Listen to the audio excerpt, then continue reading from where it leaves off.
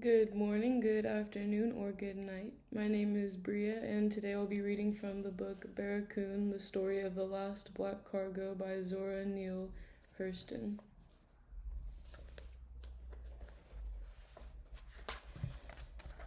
Chapter 1. It was summer when I went to talk with Cujo, so his door was standing wide open, but I knew he was somewhere about the house before I entered the yard, because I had found the gate unlocked. When Cujo goes down into his backfield or away from his home, he locks his gate with an ingenious wooden peg of African invention. I hailed him by his African name as I walked up the steps to his porch, and he looked up into my face as I stood in the door in surprise. He was eating his breakfast from a round enameled pan with his hands, in the fashion of his fatherland. The surprise of seeing me halted his hand between pan and face. Then tears of joy welled up. "Oh Lord, I know it you call my name. Nobody don't call my name from across the water but you. You always call me Kosula, just like I in Africa soil."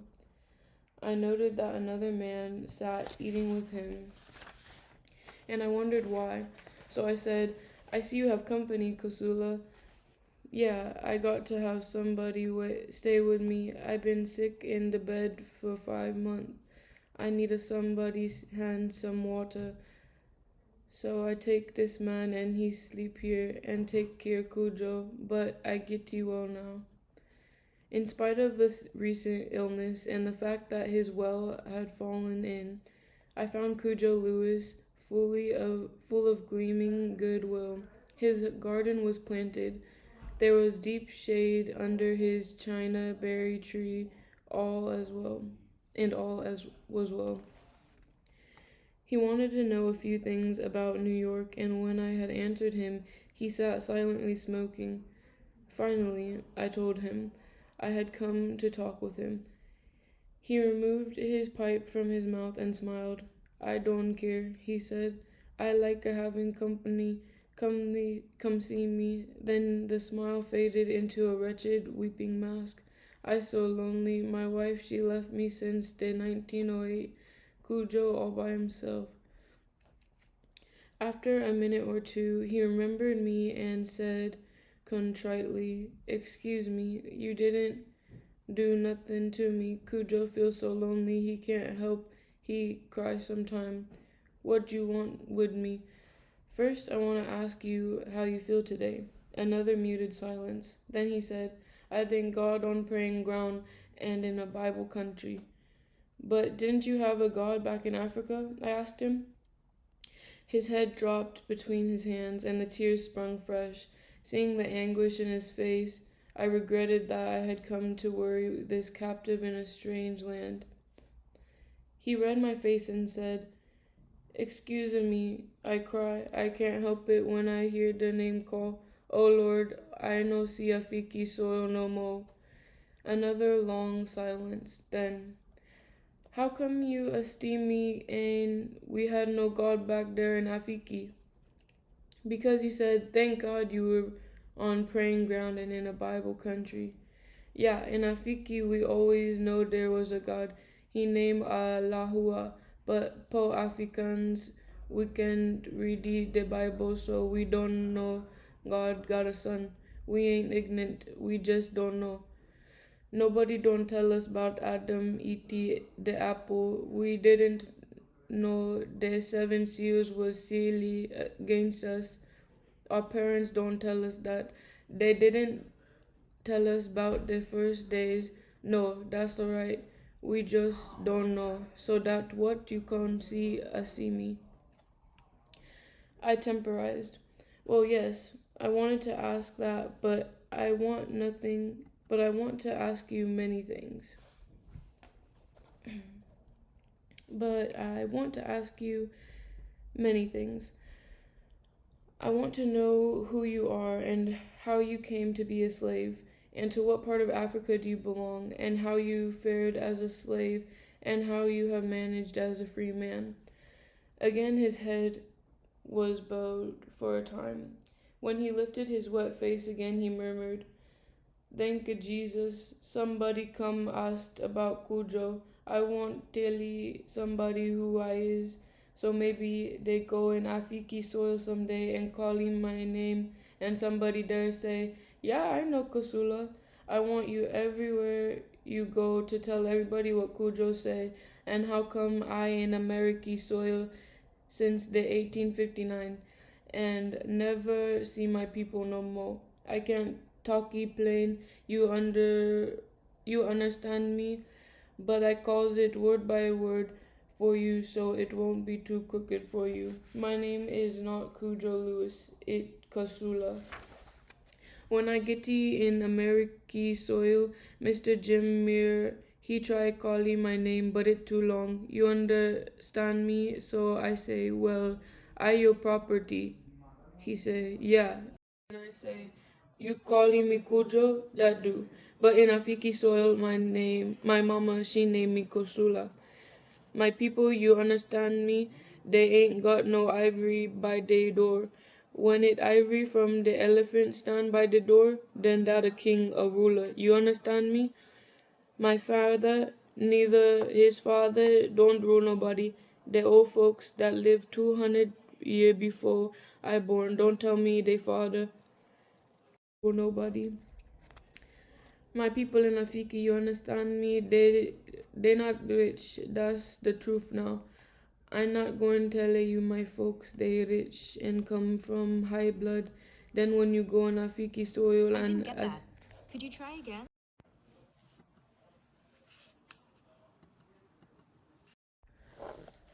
Oops, hopefully this was working the whole time. Sorry. My people in Afiki, you understand me? They not rich. That's the truth. Now I not going tell you my folks they rich come from high blood. Then when you go on Afiki soil and they people say why Kosula over there in American soil tell they folks he rich. I tell you like it is. Now that's right, ain't it? My father's father, you understand me? He an officer of the king. He won't live in the compound with us. Wherever the king go, he go. You understand me? The king give him plenty land and got plenty cows and goats and sheep. Now that's right. Maybe after a while he be a little chief. I don't know. But he died when I was a little boy. What he going to be later on that don't reach me. My grandpa, he a great man. I tell you how he go. I was afraid that Cujo might go off on a tangent, so I cut it with, but Kusula, I want to hear about you and how you lived in America. He gave me a look full of scornful pity and asked, where is the house where the mouse is the leader? In the Africa soil, I can tell you about the son before I tell you about the father, and therefore you understand me. I can talk about the man who is father till I tell you about the man who is father to him. Now, that's right, ain't it? My grandpa, you understand me, he got the big compound. He got 25 children. His house it is in the center of the compound. In Africa soil, the house of the husband is always in the center of the house of the wives. Then in a circle around the house the husband live in. He don't think himself to marry with no many women, no. In the Africa soil, it the wife that go find him another wife. Suppose I, in the Africa soil, Cujo he been married for 7 years, for example. His wife say, Cujo, I'm growing old, I tired. I will bring you another wife. Before she speak that, she got the girl who he don't know her in her mind. She a girl she think very nice, but very nice. Maybe her husband never see her. Well, she go out in the marketplace, maybe in the public square. She see this a girl, and as T the girl, you know Cujo? The girl tell her, I have heard of him. Their wife say, Cujo is good. He is kind. I like you to be his wife. The girl say, come with me to my papa and mama. They go, you understand me, two girls' parents together. They ask her questions and she answer for her husband. She asked them questions too, and if both sides satisfy with one another, their girls' parents, we give our daughter into your care. She ain't ours no more. You be good to her. The wife, she come back to Cujo and make the arrangements. Cujo got to pay his father for the girl. If she be a rich girl that been in the fat house long time, you understand me, he got to pay two of everything for her. 2 cow, 2 sheep, 2 goat, chickens, yam, maybe gold. The rich man keep his daughter in the fat house long time, sometimes 2 year. She get their dinner in the 8 times a day, and they don't leave her get in and out of the bed herself. The one what keep that fat house, he lift them in and out so they don't lose the fat. The man not so rich, he can keep his girl there long so she not so fat. So poor man don't send his daughter. Therefore, you understand me, the man pay different price for different girl. If she the daughter of a poor family, or she been married before or something, he don't pay much for her. When the new wife come first to her husband compound, she live in the house with the old wife. She teach her what to do and how to take care of the husband. When she learn all that, then she have a house by herself. When they get it ready to build the new house, the man take it the machete and chop the palm tree to make the place where the house gonna be built. Then he throw down a cow and plenty palm wine. Then all the people come and eat the meat and drink the wine, stop the place smooth and build the house. My grandpa, he built the wife house many times. Some men in the fiki soil don't get no wife 'cause they can't buy none. They ain't got nothing to give, so wife can come to them. Some got too many. When you hungry, it is painful, but when the belly too full, it is painful too. All the wives make food for the husband. All the men, they like their fufu. He eated a big calabash full to the top with fufu. Then my grandpa, he lay down to sleep. The young wives, before they're old enough to take up the actual duties of wifehood, help put the husband to sleep. One makey wind for him with the fan, another one rub the head, maybe one clean his hands, and somebody look after the toenails. Then he sleepy and snore. Somebody stand guard before the door, so nobody make noise and wakey he. Sometime the son of a slave in the compound make too much noise. The man what stand guard catch him and take him to my grandpa.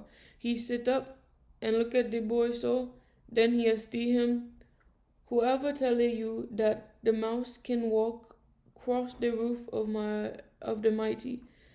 Where is that Portuguese man? I swap you for tobacco. In the olden days, I walk on your skin. That is, I would kill you and make shoes from your hide. I drink water from your skull. I would have killed you and used your head for a drinking cup. My grandpa say that he don't never ask this chief to sell nobody to the Portuguese. Some chief they get mad when the slave talk is so sassy and don't do work like they tell him. Then they sell him to the Portuguese. The chief throw orange under the table. Then he call the slave boy he go and sell and say to the boy, pick me the orange under the table. The boy stoop under the table. The chief got a man standing there, maybe two.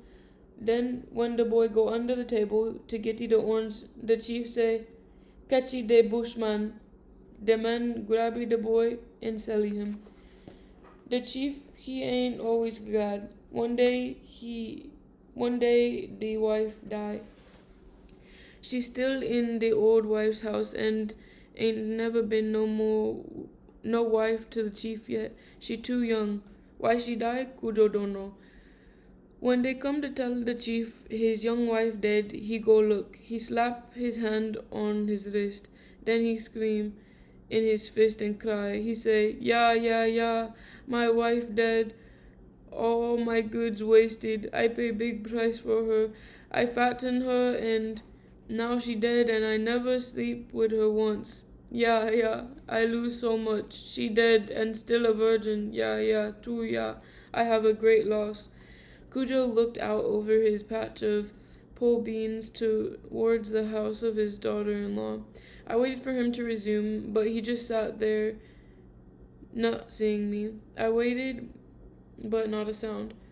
Presently he turned to the man sitting inside the house and said, "Go fetch me some cool water." The man took the pail and went down the path between the rows of pole beans to the well in the daughter-in-law's yard. He returned, and Kasula gulped down a healthy cup full of a homemade tin cup. Then he sat and smoked his pipe in silence. Finally, he seemed to discover that I was still there. Then he said brusquely, "Go, leave me alone. Cujo tired. Come back tomorrow. Don't come in the morning, 'cause then I be in the garden. Come when it hot. Then Cujo sit in the house." So I left Cujo sitting in his door with his bare feet exposed to the cloud of mosquitoes that swarmed in the shade of the inside of his house.